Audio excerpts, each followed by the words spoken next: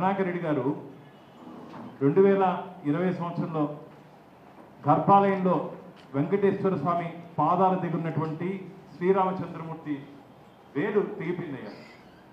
ఏం చేయాలి?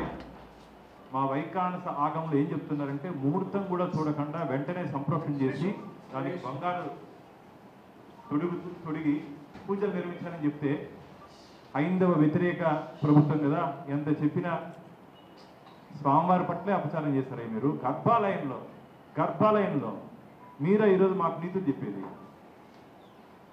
మీరు మాకు ఈరోజు నీతులు చెప్పేది అంటున్నా. అసలు చెట్టు కింద పనిచేయదు ఎందుకు కరుణాకర్ రెడ్డి గారు?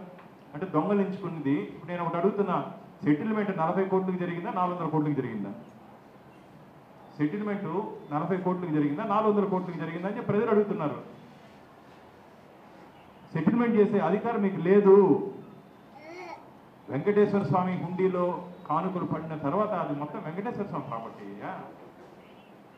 ఎవరికి ఏం హక్కు ఉంటుంది దాంట్లో?